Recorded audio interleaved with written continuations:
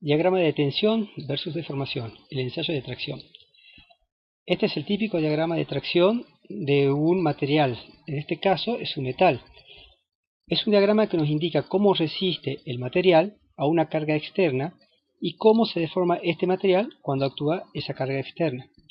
En el eje coordenados tenemos en ordenada a la resistencia que nos ofrece el metal, que es igual a la fuerza, a la carga que yo le aplico a esta probeta, dividido el área o la sección de la misma. Y en las abscisas tenemos la deformación específica, que es igual a esta relación entre la longitud final de la probeta y la longitud inicial de la probeta, de acuerdo a esta ecuación. El eje de las resistencias podemos encontrar o definir algunos puntos importantes de comportamiento del material. El primero de ellos es el límite de proporcionalidad, que como su mismo nombre lo indica, es una proporción entre la tensión aplicada y la deformación producida en el material. Esta proporción es conocida como la ley de Hooke y se escribe de esta forma, en donde E es el modo de Young, que es igual a la pendiente de esta parte de la curva, que es una recta. El modo de Young nos determina la rigidez del material, es decir, la resistencia del material a ser deformado elásticamente. Un material más elástico tendrá un módulo de Young menor, por ejemplo así, mientras que un material menos elástico tendrá un módulo de Young mayor, ¿sí?, por esta zona. Durante todo el periodo de proporcionalidad, el material se carga y se descarga por esta recta. Cuando yo retiro toda la carga, la deformación es cero, llega al mismo punto de donde salió. Se comporta como un elástico perfecto. Luego del punto identificado como límite de proporcionalidad, podemos encontrar el punto llamado límite elástico del 0,2%. Es un límite que se da por convención, que quiere decir que cuando le quito la carga al material, no se descarga ya por la curva anterior, sino por una curva paralela a la anterior, llegando, cuando el material está totalmente descargado, a una deformación permanente igual al 0,2%. Cuando la deformación es permanente se la denomina deformación plástica, mientras que durante el periodo elástico o de proporcionalidad, la deformación se denomina deformación elástica. Al tratarse de una convención, este punto, algunos autores, en vez de tomar 0,2%, toman el límite elástico al 0,1%. A partir de este límite, se considera que el material entra en fluencia, es decir, que comienza a deformarse plásticamente, y de allí que en nuestro caso coincidan estos dos límites, el límite de elástico del 0,2% con el límite de fluencia. Ya veremos los casos en los cuales estos dos puntos no coinciden. Tenemos definido dos puntos, el límite de proporcionalidad y el límite de comienzo de la fluencia. Entre estas dos tensiones, en alguna parte, se encuentra el límite elástico, ya no del 0,2%, sino elástico solo. ¿Cuál es la diferencia entonces entre este límite y el límite de proporcionalidad? La única diferencia es que cuando yo descargo el material desde este punto, el material vuelve y termina con una deformación cero, igual que en el caso de si lo hubiera cargado hasta el límite de proporcionalidad.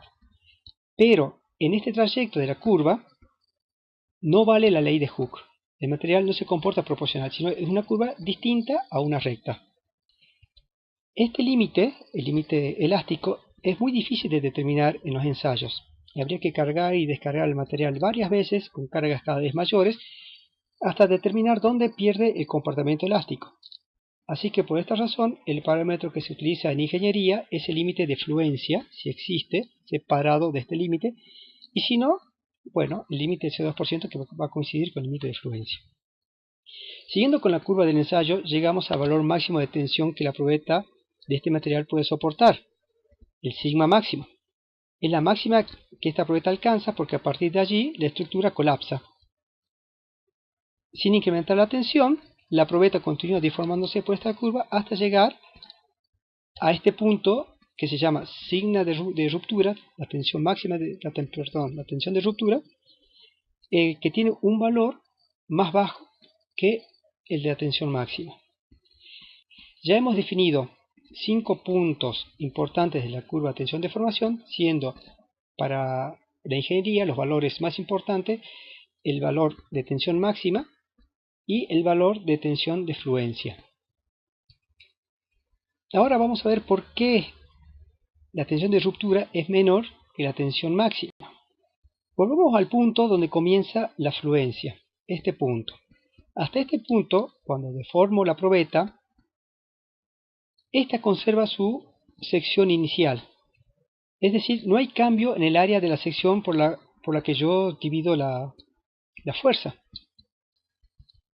Es decir, que estamos viendo la probeta tal cual y como era al inicio del ensayo.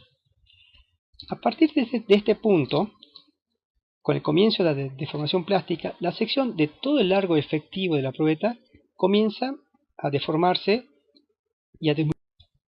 Y por lo tanto, la tensión real aplicada a la probeta, al tener una sección menor, va a ser mayor que la que obtenemos en el ensayo tradicional. Es decir, que la curva va a ser esta. Aquí tenemos, por ejemplo, la probeta como era originalmente, y con su sección inicial, y en este punto, la probeta, cuando ya comienza a deformarse homogéneamente en todo el largo efectivo, con su sección que es un poco más pequeña. A partir del punto de tensión máxima, comienza lo que se llama la estricción de la probeta. En algún lugar de su largo efectivo comienza una deformación localizada, y al disminuir aún más la sección, la tensión crece mucho más y termina rompiendo la probeta en este punto.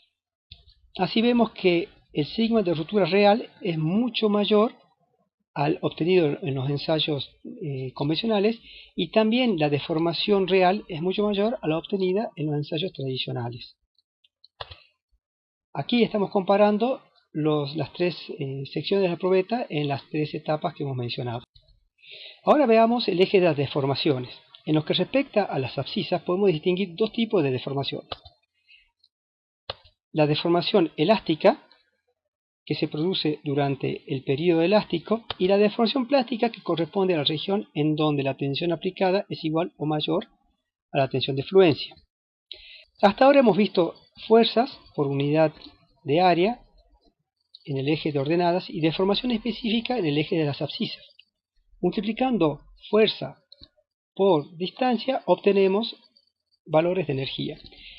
Esto quiere decir que el área debajo de la curva tiene que ver con la energía.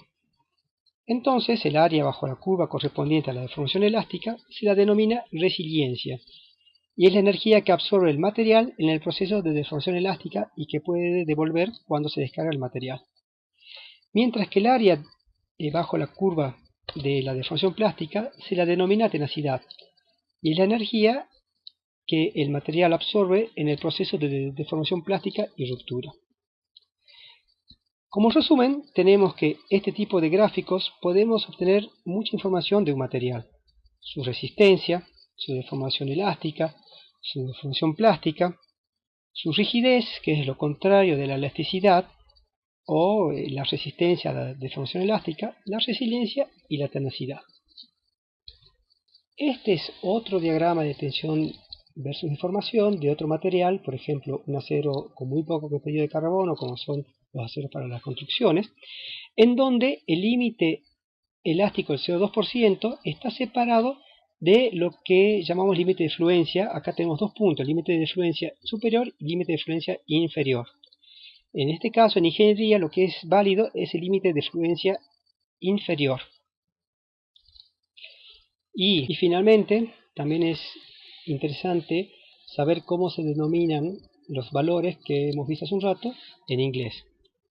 La tensión de fluencia es llamada yield strength, la tensión máxima se la denomina ultimate tensile strength, la tensión de fractura, fracture stress, mientras que las tensiones se denominan stress y las deformaciones strain. La tenacidad, toughness, y resilience, la resiliencia.